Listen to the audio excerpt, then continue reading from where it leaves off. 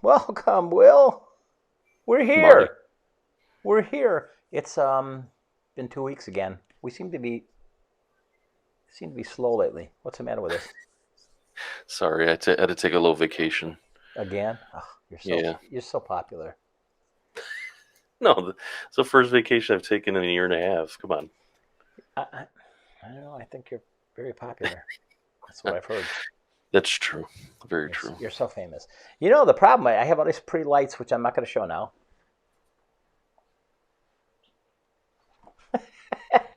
I can't. There you go. But because it's so bright, we're doing this at midday. Yeah. So the Florida sun is, it's out. So I have like 38 lights, colored lights on, and none of them are showing. Well, you may notice that both Will and I look different. Well, actually, we will never look different, unfortunately, until we get even more old and decrepit. But that we have no longer using green screens. We're actually using our real studios. Well, actually, Will's lying. He's not really using a studio. I don't have a real studio yet, so. Yes, you do. So I am. We're. Let me switch. Let me see. Get some idea what it looks like. So that's kind of the corner of the studio, and next week, or if we do one next week, which I hope we will. Next week we're going to start a two-part. I'm not sure two parts equate to a series, but two-part series. Mini series.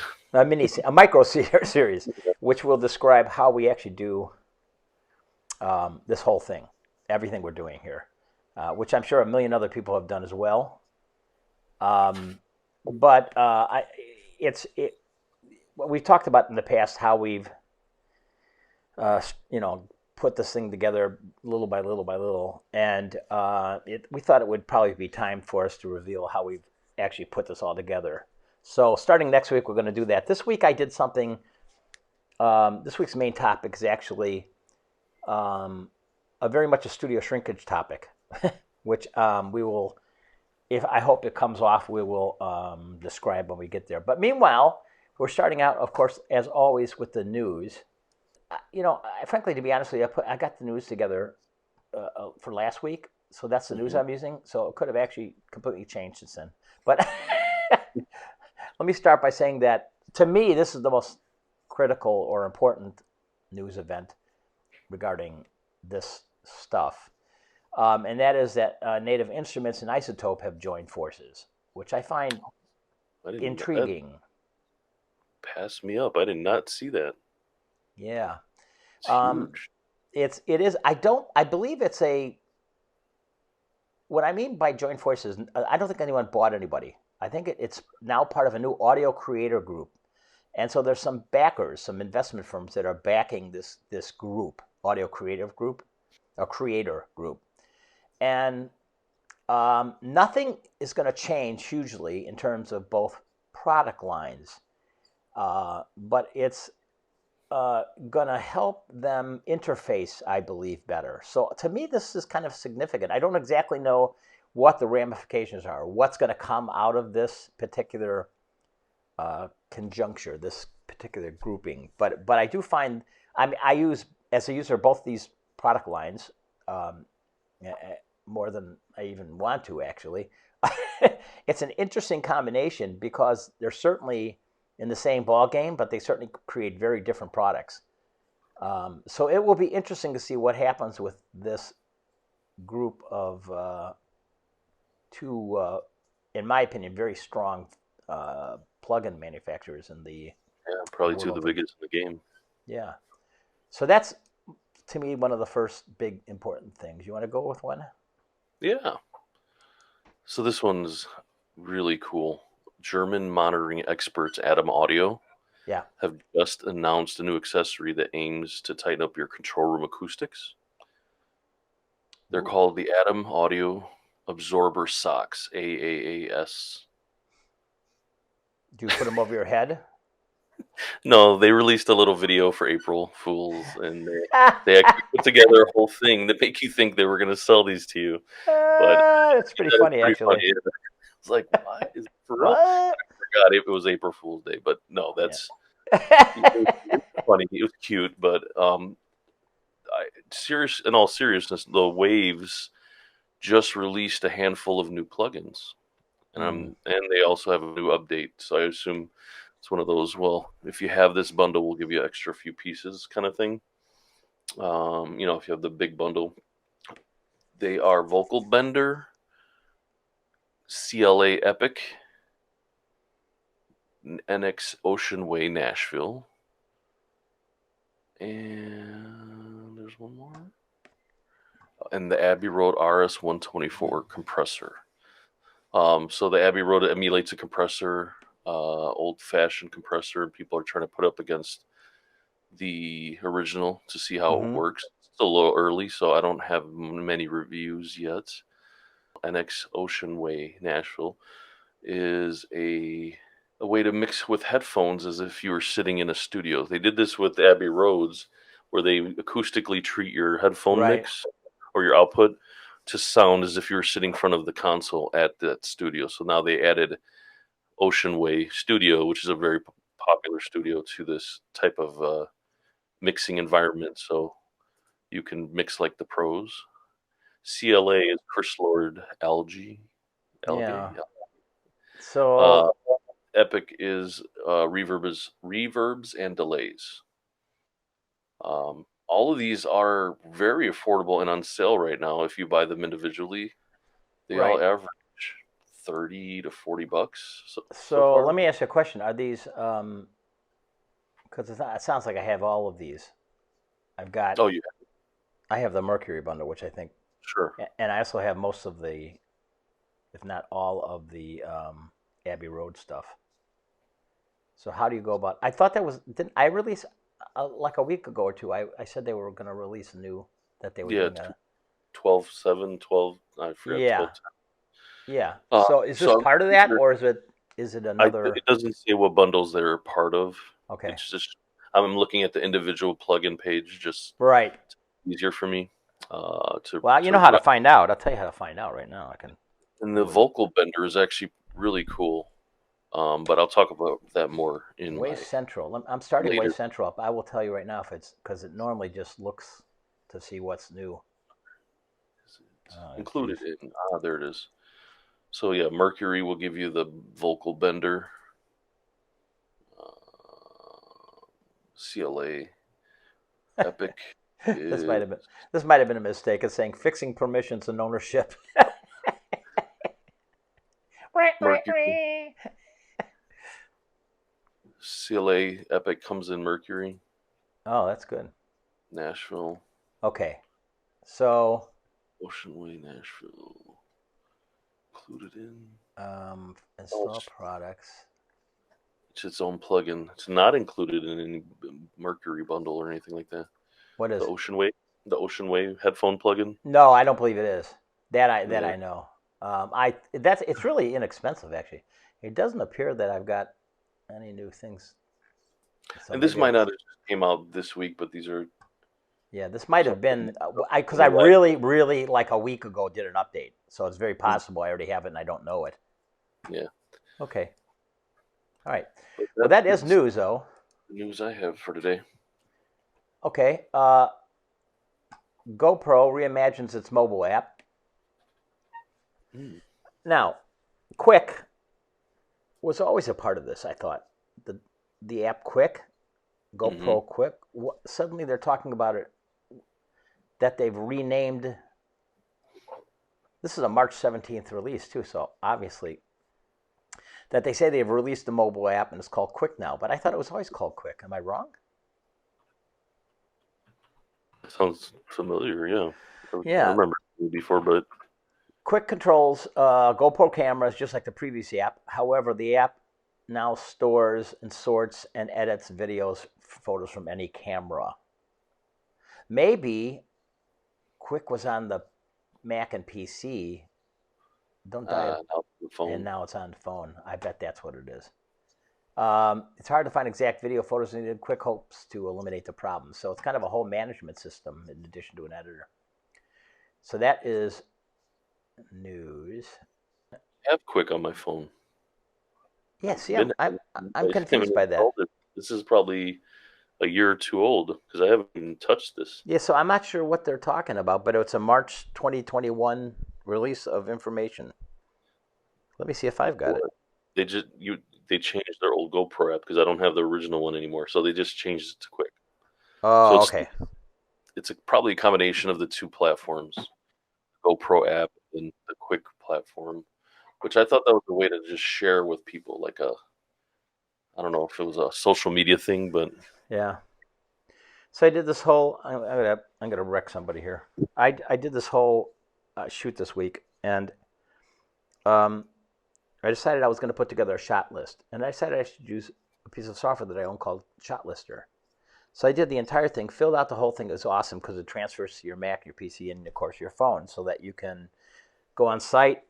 By the way, this thing, I swear to God, this phone I used for almost every aspect of the shot, of the shoots. I controlled my drone with it. I went inside, controlled the remote recorder with it, so I could see it was being recorded and what the volume was and all that kind of stuff. I controlled. I mean, it was the gimbal. I mean, everything was done remotely from this phone. It's crazy actually how much stuff I did.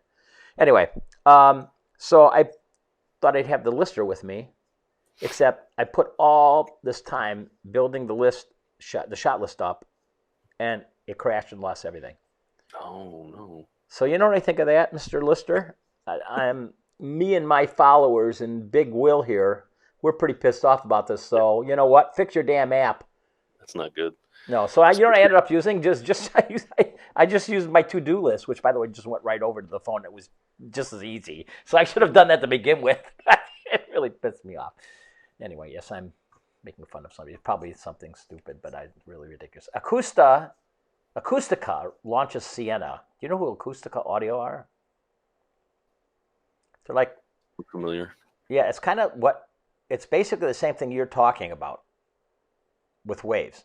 It's called, what it is a solution to mixing on headphones for the studio. Oh. So they're not the first company to do this, but they say their technology is different. It uses a combination of exclusive dynamic convolution technology and an ad hoc algorithm. Sienna both corrects and the response of over 150 headphone models. So you basically tell it the kind of headphone you have, and it will adjust what you're hearing to make up for deficiencies and take advantages of qualities that are built into the headphones you're using.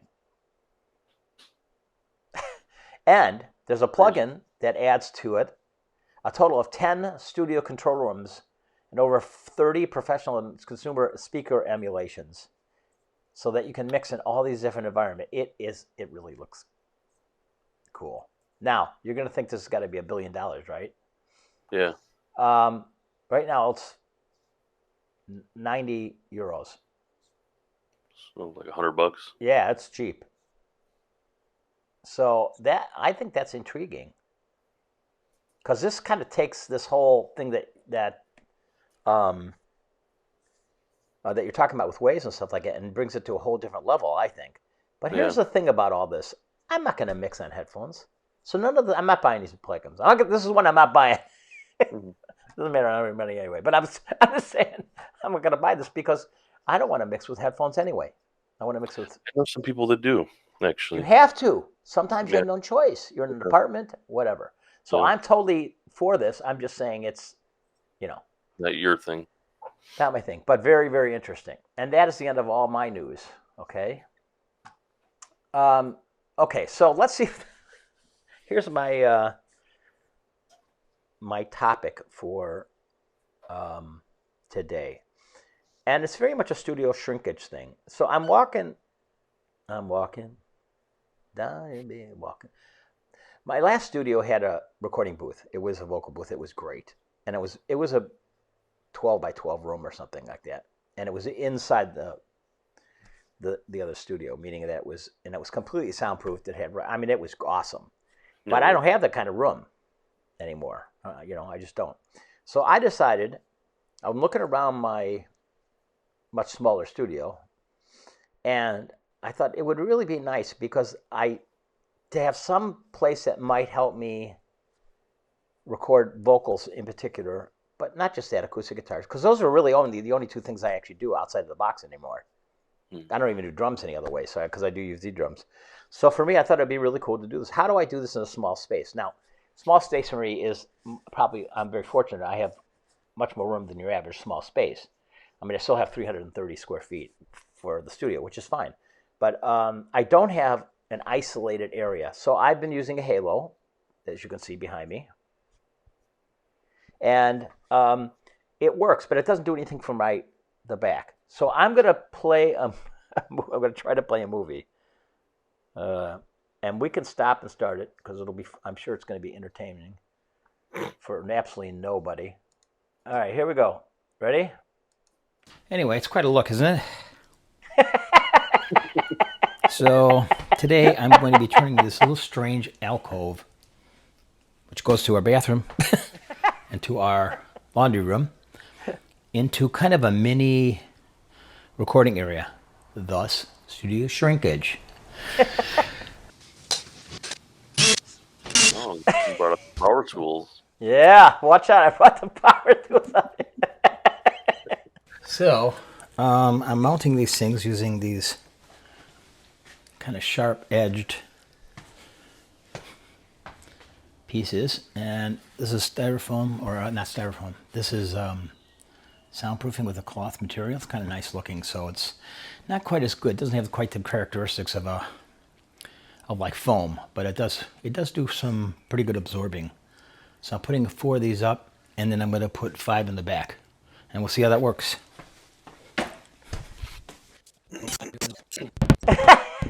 So for those of you that aren't looking at this and you're listening to an audio, Could this be more boring TV?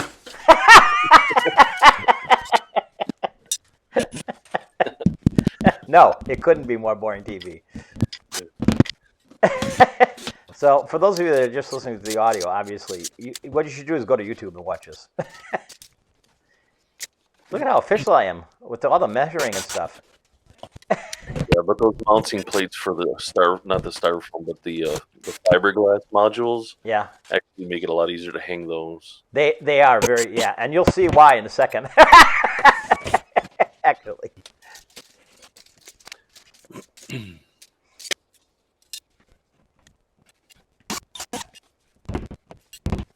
Joe didn't get mad at you for this? She thought it was a great idea. Oh, okay. We have let me say this. We have an imperfect house. There's like walls that have that are not correct and blah blah blah. So actually, in some cases, this is actually hiding stuff. Oh, okay. Yeah, they also look cool. They do. Almost done. Almost done. 2 more.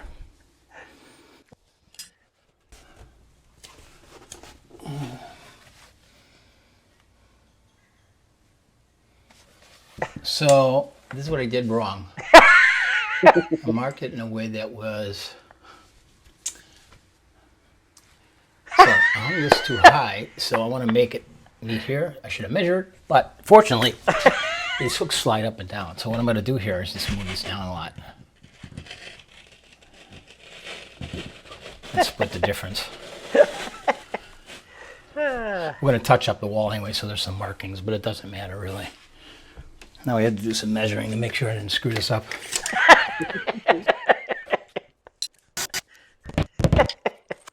The good news about these things is that they don't have to be exact, because these things float around and you can move them from place to place. 1 more.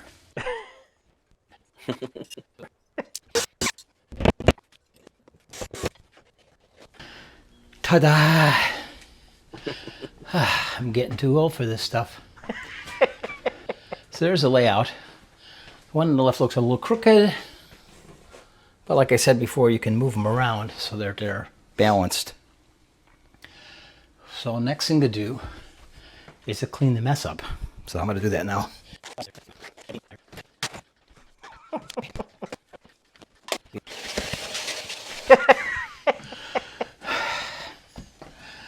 So this is step one. The question is, it's a very small alcove. And you can close this door, which will help a little bit.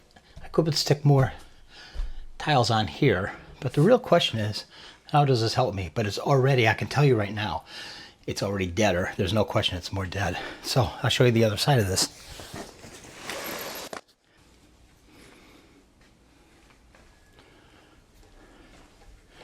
So here's the other side. Hello, hello, hello. So the cool part about the Halo is that it covers all the front, but it doesn't cover the back.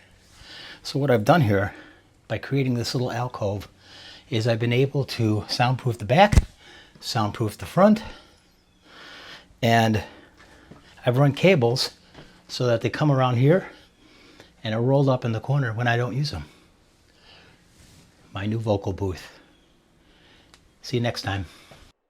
That was actually really cool. So, Like, space and otherwise unused, right? yes, absolutely. Very cool. Very cool. That's my little vocal booth. I do have, let me see if I can show you this. That is what it looks like when someone's singing there. And that is with the rug that we put down, which happens to match the walls. Come on. Nice. Very nice. So it works. I did some testing. Okay. Tell me if you hear this. You hear it? Yep. Yep. Okay. So let me drag this over one. Okay, so this is what I'm going to do. I'm going to play 2 tracks. They're not identical because I actually played them independently, but I did that for a reason. And I want you to tell me what you think, if you can really hear it and hear a difference. Ready? All right.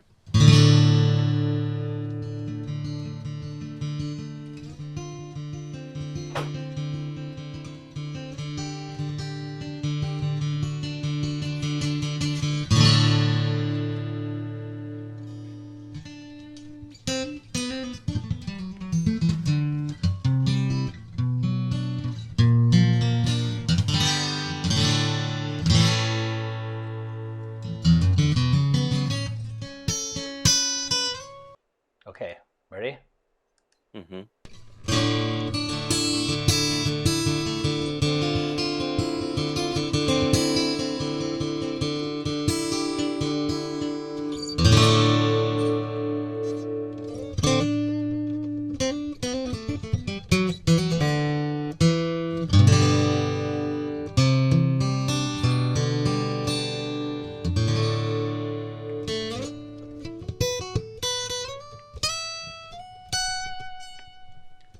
So, tell me first of all, which did you think is which?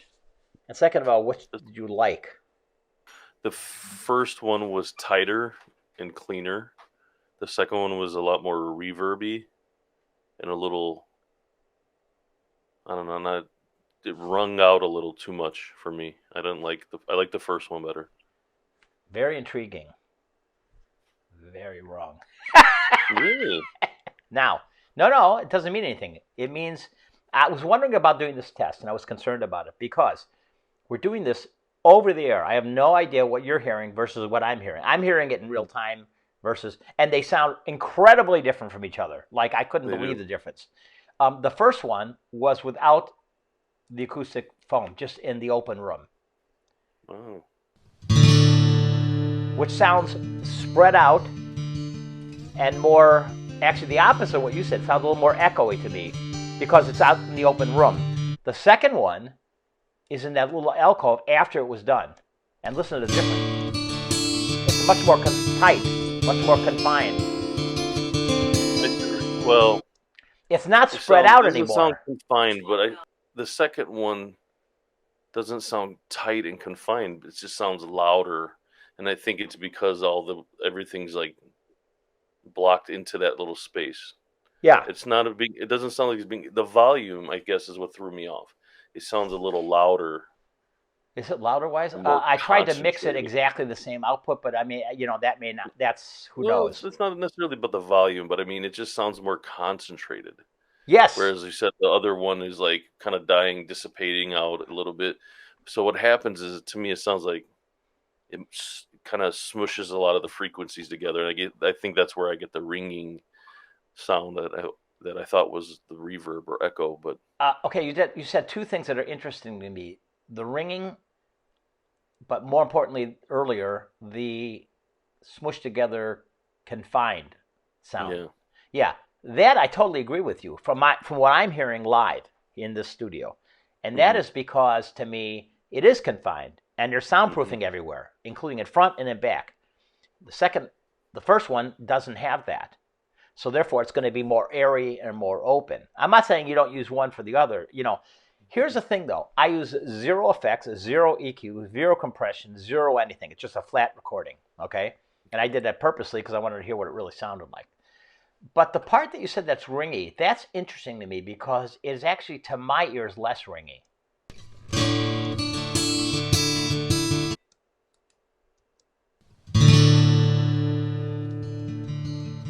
They're not exactly either the same. That's the other one.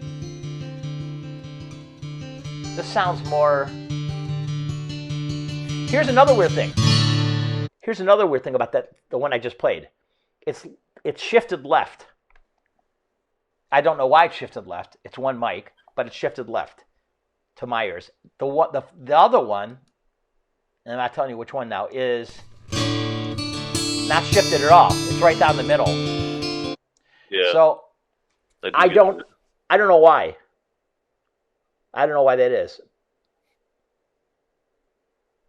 But one way or the other, there is a massive difference between recording in an open room and recording against a dead wall. So to me, I've achieved. You may not like, or it may not sound good for certain instruments, but have I achieved with the rug and the walls confinement of audio? Have I? So for a vocalist, which is in particularly what I'm really more worried about, I want a very dead sound. I want isolation and do everything in the box, which means reverbs, etc. So whether it's to anyone's liking or not is not really the question. It's really more a matter of, does it do what I thought it was going to do? And I think it does. So that was my my Francis Ford Coppola version of building a This Old House with Martin Lazar. This old. Oh God. Okay. So anyway, but here's the thing, though. The real point of that, although I'm fortunate in that it makes that area look better. By the way, the reason I was able to do this is because I moved a bunch of stuff out of there. I was cleaning all this stuff and getting rid of stuff, and then suddenly we had this big, well, it's not big, it's small, but this one little area that used to have a shelving unit in. So I had all this, not a lot of space, but suddenly there was an emptiness there, and it was kind of a blank wall. And we thought, oh, maybe we'll put a piece of artwork up, or we'll put something over in the corner. And then I started thinking, well, that's kind of where, if I put something like that up, I'm going to have a mic over there. Because I do still record over there before I did all this. And someone's going to knock into it and knock something off the wall, whatever. So I couldn't figure out what to do. Then I was in the garage and I found my old, the pieces, the soundproofing, which I had in my old studio. And I said, oh, I know what it's going to be. Because it matches the colors, too. That's why Joe thought this was good. Because because that's all she really cares about. Did I make her room corner look stupid? But it worked great, and there's a visual aspect of it that really looks nice. Not to mention the fact that you can actually walk through without knocking anything over anymore. So it's a little crowded there. I mean, the mic is a little crowded, but it does absolutely work. I'm going to be bringing an R&B vocalist in to do a song, to redo a song actually that I did a while ago, and we'll see how it works with him. He's a much taller guy, so we'll see how it works. But for a vocal booth, but here's the thing, though. To me, the main reason for this, and the reason I think this is really cool, is because it was a completely unused space. It was just a corner which nobody would have ever thought had any value in a studio. And I'm not saying that's the only place you record vocals there. Maybe there's some other places in the room that I'll find that are acoustically desirable. But there was a completely unused space, and it's like having kind of a built-in vocal booth without having one. And it took a minimal amount of work to do it. Yeah. So, shrinkage. I'm just saying. There you go.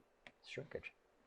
So that is my main topic for the day, which leads us to, well, plugin / software. Well, I'm sticking with the plugin. Waves. Some of the new plugins I talked about earlier, one of them specifically is the Vocal Bender. It's more of probably a pop, rap, EDM, I guess, kind of. Oh, okay. Plugin. I don't think maybe something you'd use, but it's called Real-Time Voice Manipulation. It's $35 right now. It's on sale for normally it's $150. Yeah, $34. I don't know that I believe Waves prices. Yeah, they're always on sale, but and if you spend $50, you get anyway. Check them out. They're always having sales, but I don't know. I have an example here. I don't know if you want me to play it. Yeah, do. So. If I'm someplace, I will need a vodka. Can you bring me something? Babe, I'm so expensive, and to spend my money in things I don't really need. Going to meet all my friends, party until they were ends. So messy how much it's a cool looking plugin. Yeah. I know, you like it, your body, yeah, baby, cause I'm mad, I love it, it's funny, I love it, yeah,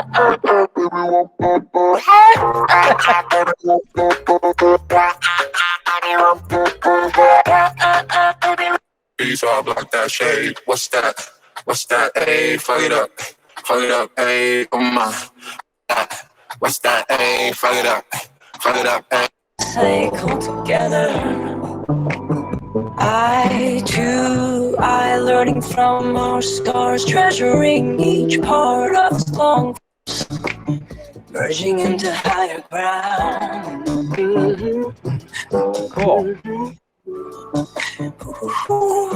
So, what does it mean in terms of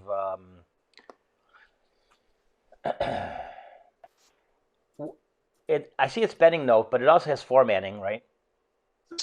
Essentially, some of the tricks that people use auto-tune for, than so it's those weird manipulations that people learn how to do using auto-tune in an easy format. So I think it's usable for some of the music that I do, rather than using auto-tune and pitch modulation and all this other not pitch modulation. So it's kind of all in one, really.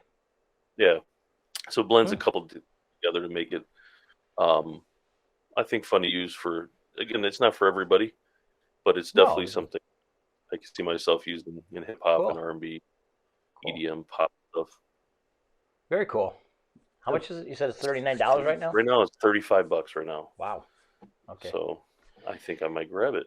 Yeah, no kidding. That's cool. Yeah.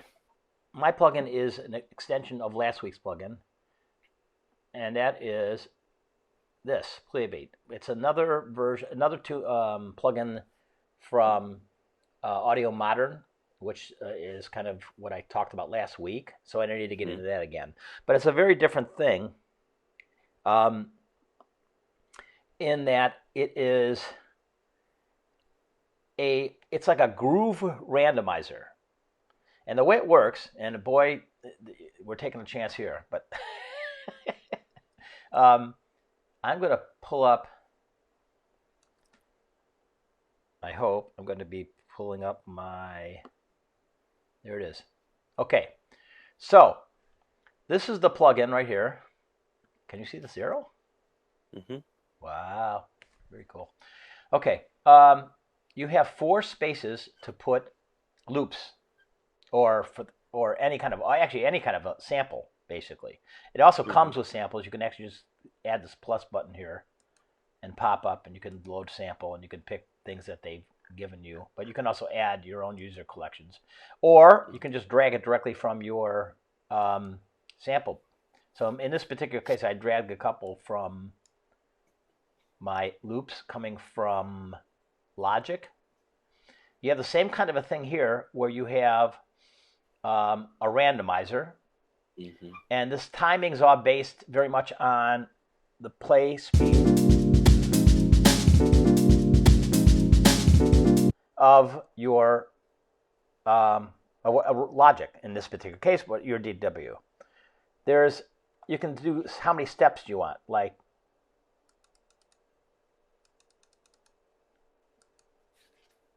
now we'll try it again.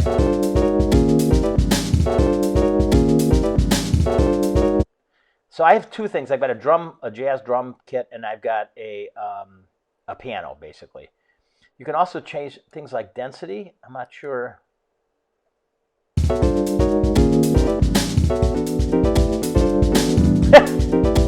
And pitch.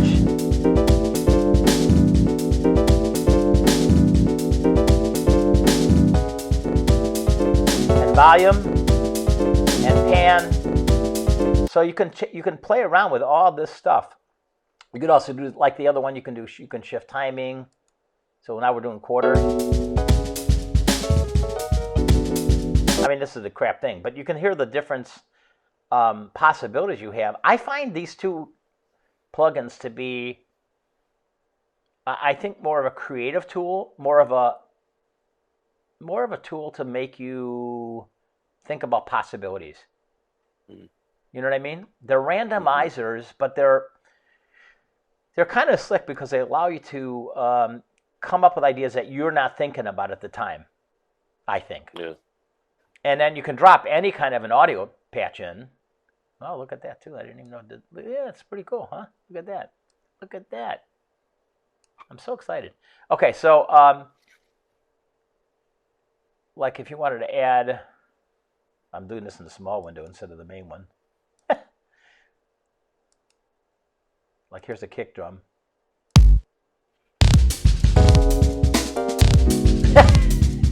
Well, that's your kind of bass drum, isn't it? No, not at all. Not usable. Not usable. Okay. Yeah. So anyway, the point is that you can really do clear sample. All sorts of really creative things, I think, with this. Which I find really fascinating, actually. So that's my plugin. It is called Playbeat, and it is a Creative Groove randomizer. I'm exhausted. Look at all the video stuff I wear. So tired. So old. Okay, so let's talk about gear we'd love to have, but mine's going to be really cheap this week. What's yours going to be? So I used to sell musical equipment, and one of the things I sold a lot of, especially during the holidays, were electric piano. Not electric pianos like a Rhodes, but digital pianos. And they range from $69 to maybe $99 on a regular day for a little plastic toy that doesn't have any real feel. It's just a real basic keyboard, all the way up to probably the most I think was like that one Korg was like $10,000 or $12,000. But usually the higher end stuff was like $3,000 or $4,000, and there's reasons for it, like you'd get a nice Roland or Yamaha for the keys, an 88 key weighted action. It felt like a real piano, and they would like Roland did the graded hammer action, meaning like a real piano has bigger hammers for the bass keys and lighter hammers for the treble keys or the higher notes, and you can feel that when you're playing a real acoustic piano. Some people wanted that, so they would spend extra. But there was really only 3 sounds, I think, from what I remember, that really people used. There are 3 acoustic pianos. One was a Steinway, one was a Yamaha, and the other was, I can't think of it off the top of my head, but they each had their own sound. Bosendorfer?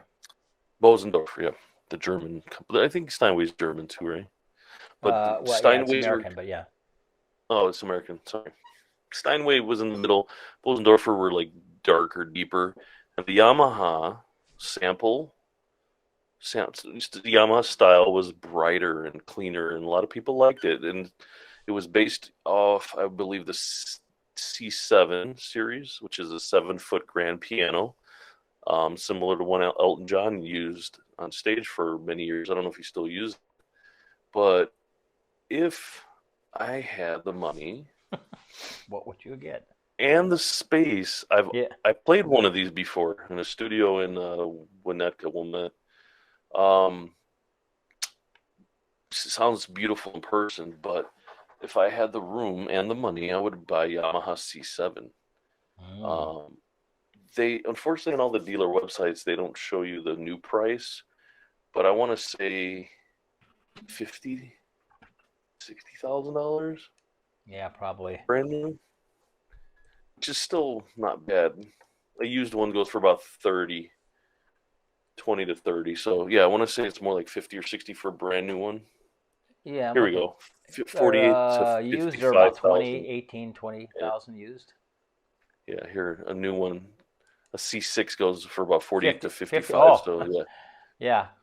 Actually, but yeah, they're actually all the same. It's interestingly though, they're all very similar. The Bosendorfer, the Baldwin, the Yamaha, 54 to 120,000. Mm-hmm.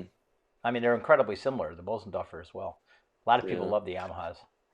But yeah, the Yamaha's was my favorite sound, so Yeah. I kind of lean towards that sound when I'm recording.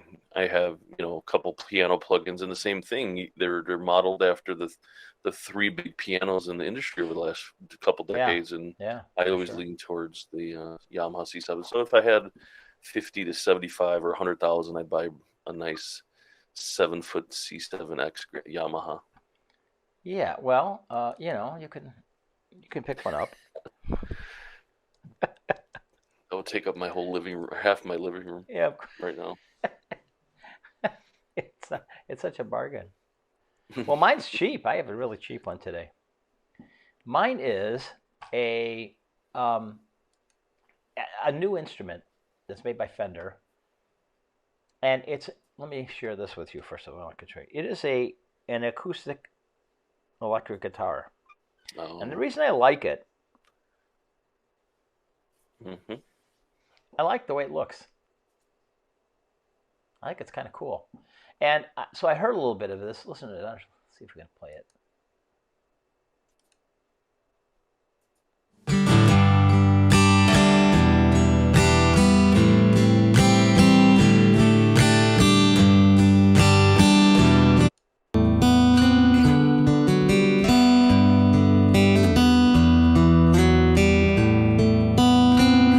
So it's kind of cool, actually, sounding. That sounds like a really big acoustic. Isn't it great? And it's got I think it's got a pickup inside, but this is the big deal right there. I think I like it. I think it's great sounding. Wow, that does sound good. And it's only $2,000.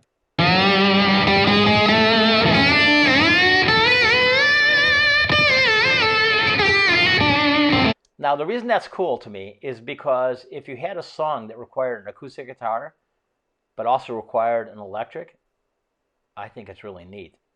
Now, there's another way to do this. I have 2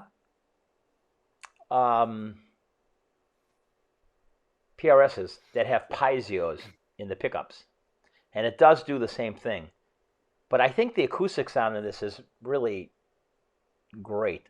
I bet the electric isn't quite as good as the PRSs, but I could be wrong. One way or the other, it's kind of a great combination of things, I think. Anyway, $2,000, not so bad. I think it's Yeah, that's fairly affordable. Yeah. Especially if you need, like you said, 2 guitars and you really can only Yeah. carry one or only have the budget for one. That's not a bad idea. Yeah. So that is my choice today. It is not terrible. And that ends our wonderful podcast number 42. So I want to thank everybody. Click everything. Click bells. Click whistles. Click I love you signs. Send me terrible things. Oh, wait a minute. Sorry. That's me. So we are still on doing audio podcast versions of these things, and they're all available at all the normal places like Apple Podcasts, etc. And the YouTube channel is the video version, and it's really the audio stuff we basically cut out of. We just take the audio and edit it and put it as an audio podcast for those that don't have access to a screen at the moment. So they're both available. And next week, again, we're going to start with a I believe it's going to be two-parters, where we're going to explain exactly, well, not exactly, but as close as we can on how we managed to make this all somehow work. Which, by the way, you have a 50% chance of it actually doing that, but that's what we're doing next week. So until then, Will, I'm going to say bye. Are you going to say bye? Goodbye. Bye-bye. Bye.